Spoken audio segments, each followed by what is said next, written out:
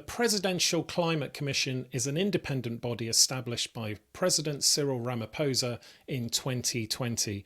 Its focus is the delivery of a just transition towards a low-carbon, inclusive, climate-resilient economy and society in South Africa. Dr. Crispian Olver is the Executive Director of the Presidential Climate Commission, and he's responsible for the running of the Secretariat of the PCC and its various policy and research programmes. He served the South African government in a variety of capabilities and has been intimately involved in South Africa's climate policy and environmental legislation. He's an author and he's also a medical doctor by training. We'll be taking questions at the end of the session, so if you do have any, use that box on the right-hand side. Dr. Olver, welcome, first of all, to Accelerate to Net Zero Africa. It's great to have you here. Thank you. And I'm going to give the stage to you. I believe you've got some slides as well, so I'm looking forward to your talk. We'll be back shortly with questions. Great. Well, good afternoon, everyone, and thank you for the invitation. It's a pleasure to be able to talk to you, and certainly on a subject as important as net zero and how we transition to net zero. And just by way of context, obviously the mitigation journey is very important for us. But what we are talking about really is three interrelated transitions. There's the decarbonization journey that we have to go through. There's the process of building our adaptation and resilience. And there is the just transition, making sure that these major shifts that take place in our economy and our society work for everyone. And putting it very simply, in South Africa, we're trying to move in 2022, 2023 from a very high vulnerability, a very low productivity, carbon-intensive economy with a weak public sector and very high degrees of inequality, poverty, and unemployment, into an economy and society that are more resilient to climate risks, that have managed the transition to net zero successfully, and that are growing investment, building the competitiveness of the economy, and of course enabling the state to deal with the levels of inequality and unemployment that we have. The thing that's sort of occupied the minds of decision makers in the last few years. I mean, we all understand the moral imperative to decarbonize. But what's become increasingly clear to us in the last few years is the economic risk that we face from a highly carbon-intensive economy.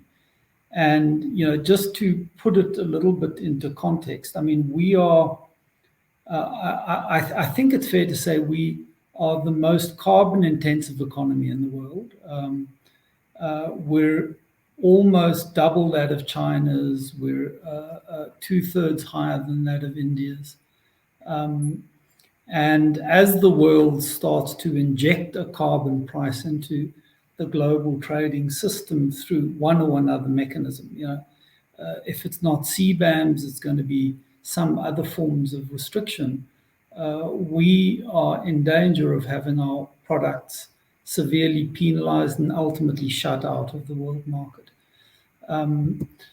So South Africa signed on to a fairly ambitious emissions trajectory that's captured up to 2030 in our nationally determined contribution. And I've put up there, on the slide, is an indicative emissions trajectory. This is modeled on a 9 gigaton budget. We see the period now to 2030 basically as a foundation phase. We used to refer to peak, plateau, and decline. In fact, we've already peaked and we're plateauing and starting the decline in this decade. And the heavy lifting is going to come in the 2030s. So, between 2030 and 2040, we're going to have to achieve a major reduction in CO2 emissions, principally from the energy sector. I mean, it's no secret we're a highly coal-dependent energy system. We basically build power stations on top of coal mines and generate power from that. And you can see the trajectory down to 2050. It doesn't go to absolute zero. And I have to say, I mean, this idea of net zero by 2050, it's a very useful mobilizing tool. And we've used it a lot as the Climate Commission. But in fact, the issue is not so much when we get to net zero. And it may be by 2050. It may be a little bit later. We may get there by 2055 or 2060. The operative thing to focus on is the area under the emissions curve, what we refer to as the carbon budget. And that's in fact where most of our modeling is now focused, is on determining what is a technically and financially and development-wise a developmentally feasible carbon budget for us to work to. And I'm presenting here, this is modeling that was done by the National Business Initiative. It was a really important modeling exercise done in partnership with BCG. I'm sure you're familiar with them. So they came up with an aggregate carbon budget to 2050 of in the range between 10 and 12.7 gigatons of CO2. Others, the World Bank has just completed the Country Climate and Development Report. They based all of their modeling on a 9 gigaton budget, so a little bit more ambitious. And I'm aware that there are some even more ambitious trajectories that have been put forward. But the debate is not just about the aggregate size of the budget. It's also about how we divvy the budget up between the different economic sectors. And by far the lion's share goes to the power system in this country. And then you can see ranges that are projected for petrochemicals, mining, the Afolu transport, heavy manufacturing, buildings, etc., and a sort of provisional reserve for economic diversification measures. So that's the budget debate. Whatever trajectory we sign onto, there is going to need to be fundamental transformation in both the power and the transport sectors. And I guess the good news for us is that because of the coal dependency of our energy system, it's the one place, I mean, it's probably globally one of the areas where we can get the cheapest emission reductions.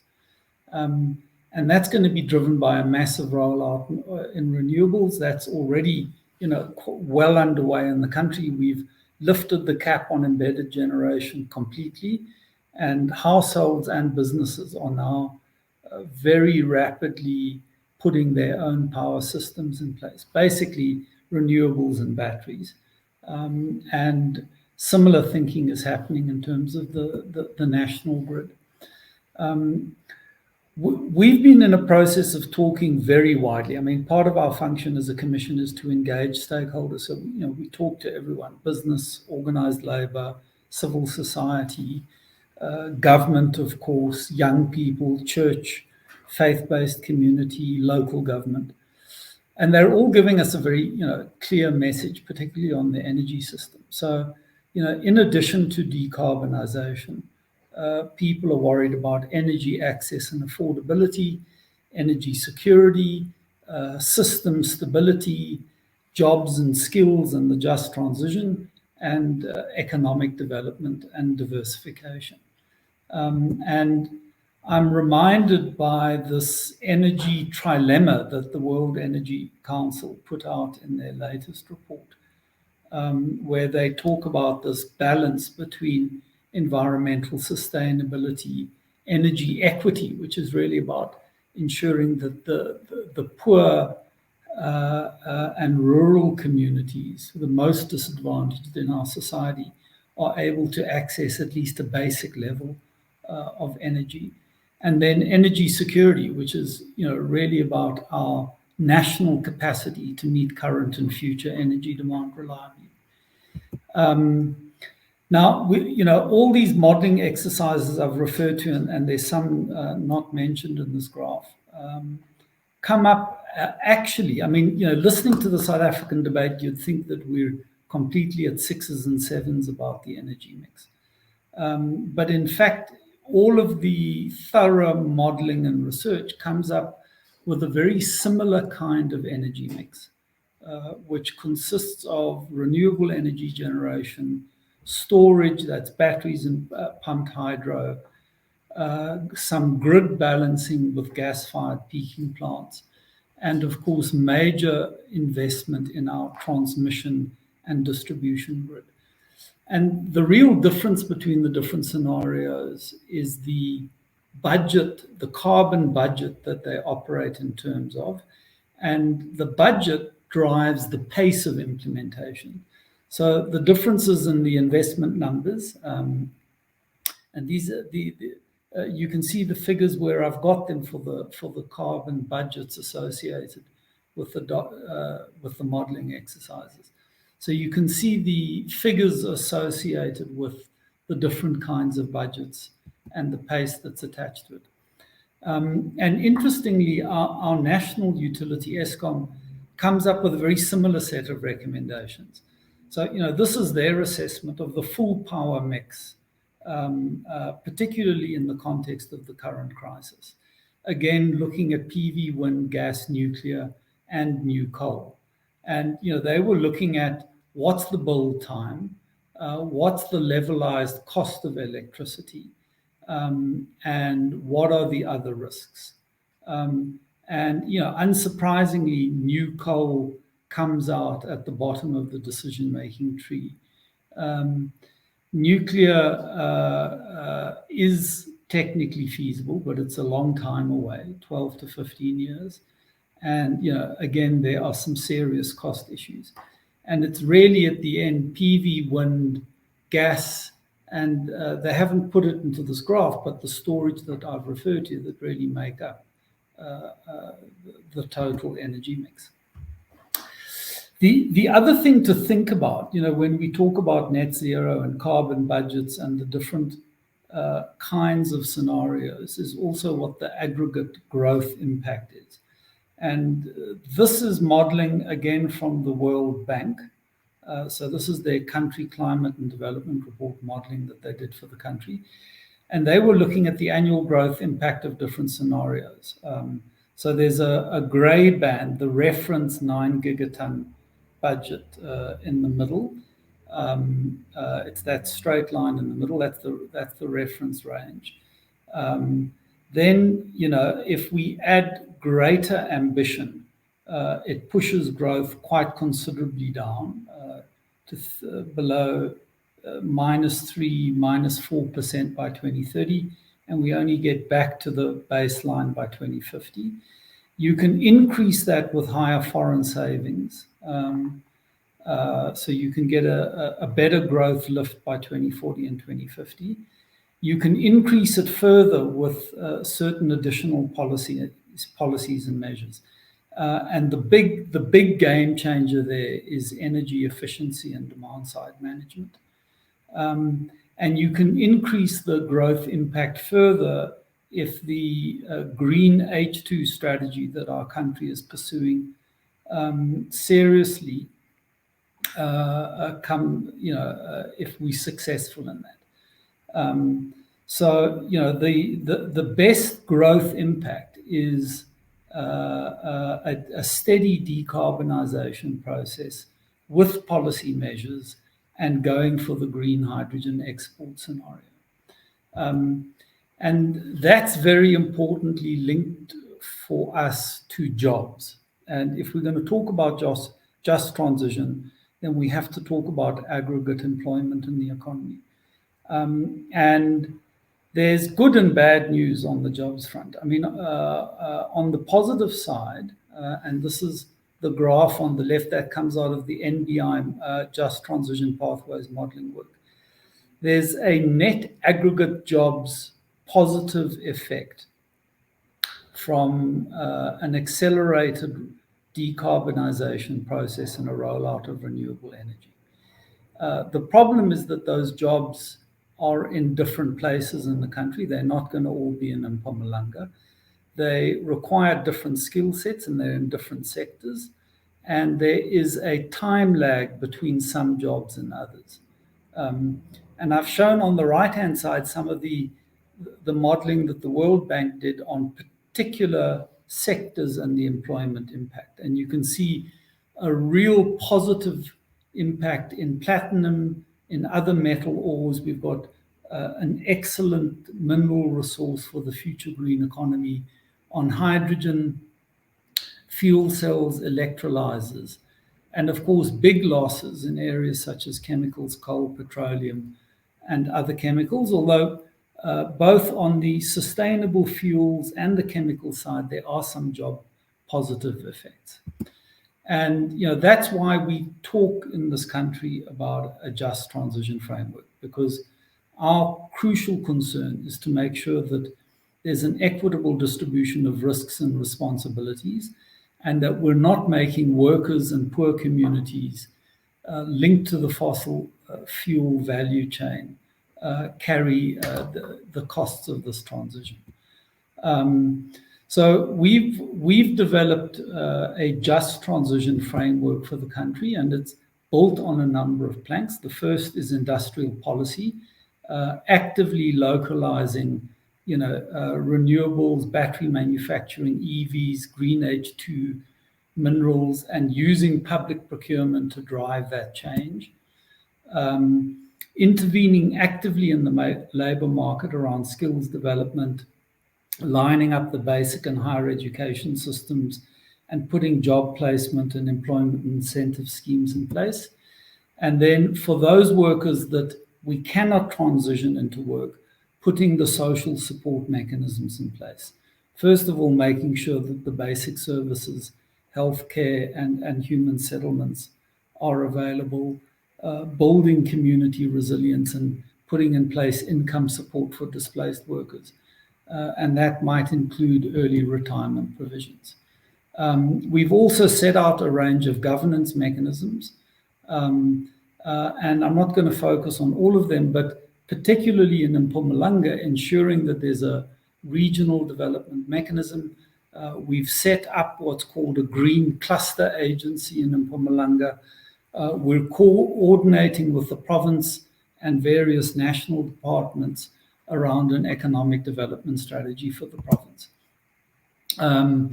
There's also, a substantial cost to this, and you've probably been seeing, the various estimates that have been put out. It's a little bit confusing at times. The World Bank CCDR report comes up with an aggregate figure of 8.3 trillion rand to 2050. It's a huge number. The JET IP focuses on our costs over the next 5 years, and it's a little bit more easy to get your head around that number. And we've got to look at all of the sources that we can mobilize to finance this transition. So, the bulk of it's going to come from domestic savings. Basically, we've got a very well-developed pensions fund system and a very, well-developed set of capital markets. Clearly, the state needs to come to the party with some of the resources, although it's highly constrained. We've been talking to a number of development partners, and you've undoubtedly heard of the Just Energy Transition Investment Plan, the $8.5 billion, which is in the final process of being finalized. Some of it's already started. And then there's philanthropic capital, which has been standing very firmly behind the South African transition. So, the JET IP, I'm sure you've already heard about. It projects an amount of 1.5 trillion rands over the next 5 years. So the 8.5 is contributing to that investment plan. It's not the total amount that is required. And we're in the process of raising the remaining amount of funds. And that's principally going to go on upgrading the grid, putting the other enabling reforms in place in the energy sector, starting the work around new energy vehicles, and starting to tee up the hydrogen economy for the country. And what we're working on as well with Eskom and the JET IP team is also how to localize that spatially. So looking at where on the grid we have existing capacity that we can procure energy for, and focusing the procurement process on those packets. So that's it from me, short and sweet. I wanted to tell you a little bit about how we think about net zero, what that means in terms of our thinking about the energy transition, how we are approaching this issue of the just transition, and particularly managing the employment as we transition to net zero. So thank you very much for listening, and I look forward to the engagement. Thank you very much. Really interesting. We've had a couple of questions from the audience. I'm going to dive straight in with the one that's been upvoted the most, not surprisingly, about load shedding. So it said, with the increase in load shedding, how do we build a groundswell of support for renewable energy to deliver national energy security that forces the government to act? So a little bit about how do you build support, and also how do you influence the government there? Yeah, so, obviously we are facing an immediate crisis in terms of load shedding, and load shedding is having a very serious deleterious impact on people and their livelihoods, on kids wanting to study for school, and very importantly on the economy. So it's putting a whole lot of our manufacturing processes and small businesses at risk. So it's very much top of mind. Load shedding is principally due to the failure of government. This goes back, over many decades, to timeously procure new generation capacity. It also goes to the existing coal fleet, a large proportion of which is beyond its economic life, and which has been under-maintained over a prolonged period. And there's some element of mismanagement linked to those power stations. There's also been a very deleterious period of state capture, which has led to a criminalization of the value chains around these coal-fired power stations. So there's substandard coal being delivered. There's a whole range of incidents of theft, and there's some outright sabotage at our power stations. So dealing with load shedding means, first of all, getting on top of the existing coal fleet and managing them properly, putting proper security in place, and getting on top of these highly organized criminal networks.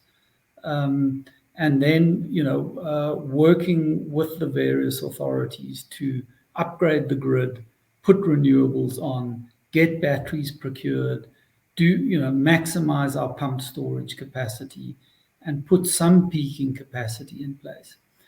There's, all of that, the load shedding is acting as a major spur to the investment in new generation capacity. So, we're seeing from a renewable energy generation point of view, a huge uptick in investment in the economy. So, everyone is moving, everyone that can, has already put in place their own renewable generation and storage facilities. And it used to be that we relied on the government-driven procurement process through the REI4P to drive that renewable investment. Now, households and the private sector have basically taken over and are pulling on that front. So there's an odd benefit in terms of the climate transition from the current round of load shedding. There is, of course, also a very dysfunctional reaction. So there's a lot of misinformation being put out there. I mean, people are blaming the load shedding on a far too ambitious climate agenda. In fact, not a single power station has been decommissioned because of the climate agenda. The power stations that have been pulled off because they're beyond their economic life, and it's no longer feasible to run them economically. So you're seeing a similar set of battles going on in Europe. There's people are saying that Europe's basically torn up their commitment to the energy transition and they're reverting to old fossil fuels. But in fact, what's not being spoken about in Europe is the way that the response to the war and the energy crisis that they're facing is again laying the foundations for this long-term serious shift onto lower carbon generation. Thank you. I mean, we don't have much longer, but I know there's a lot of questions from the audience. So I suppose if I could wrap up, one of the questions I'd have for you is for people in South Africa and businesses, what programs can they get involved in order to benefit? I mean, you talked early on in your presentation about export and the danger to exports if you're not, if you don't accelerate this route to net zero. Are there programs and incentives and things that people can register for if they're running a farm or any other kind of business in South Africa that means they're part of the movement, they're sort of going to benefit in that way? Well, the primary incentive to make these moves and to do this investment in low carbon energy is cost. And it is now the cheapest form of power that's available. So that's the incentive. What government is bringing into place, I mean, it's been a little bit slow because there's been a lobby about this for years. But we're now introducing a feed-in tariff for businesses that have excess power and can sell it onto the grid. And we're introducing at a municipal level net metering. So households that have solar PV and spare battery capacity can again sell power back onto the grid. And that will change the economy. I mean, people are already investing in these technologies because it's least cost and it gives you energy security. But that additional revenue stream is going to then substantially improve the economics of these investments. Fantastic. Well, thank you very much for your presentation. We look forward to seeing how things develop. That's all we've got time for in this session. So Dr. Crispin Olver, thank you very much for your time. Thanks for having me.